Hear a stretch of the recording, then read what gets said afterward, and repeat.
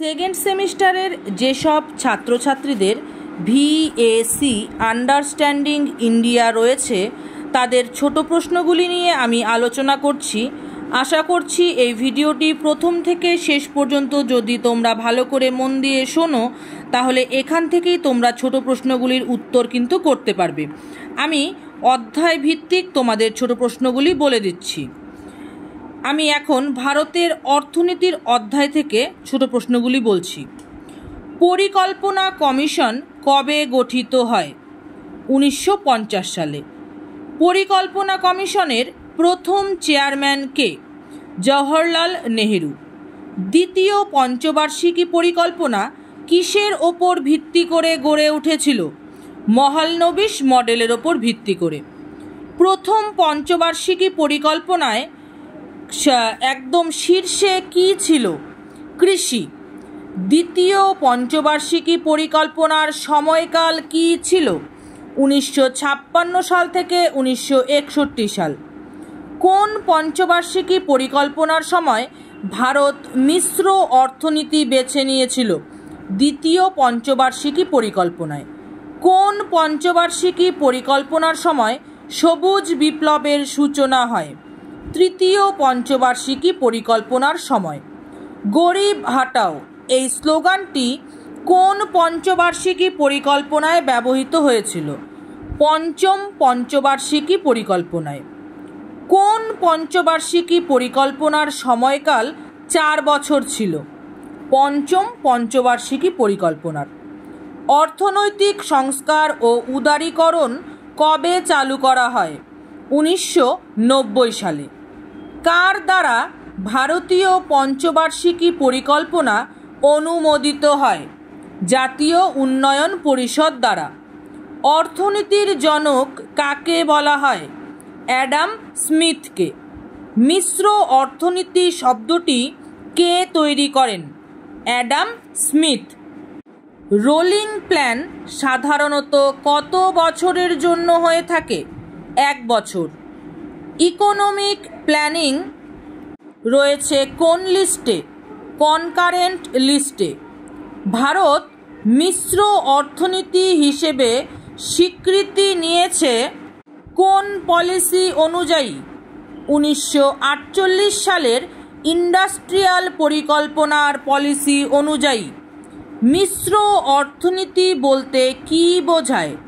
সরকারি ও বেসরকারি ক্ষেত্রের সহাবস্থান বোঝায়। ভারতের অর্থনৈতিক পরিকল্পনার ধারণাটি কোন দেশ থেকে নেওয়া হয়েছে? রাশিয়া থেকে। ভারতের পঞ্চবার্ষিকী পরিকল্পনার চূড়ান্ত অনুমোদন কে করেন? জাতীয় উন্নয়ন পরিষদ। ভারতের প্রথম পঞ্চবার্ষিকী পরিকল্পনার প্রধান লক্ষ্য কী ছিল? কৃষির উন্নয়ন। পরিকল্পনা কমিশনের প্রথম চেয়ারম্যান কে ছিলেন? জওহরলাল নেহেরু। পরিকল্পনা কমিশনের প্রথম ডেপুটি চেয়ারম্যান কে ছিলেন? গুলজারিলাল নন্দ।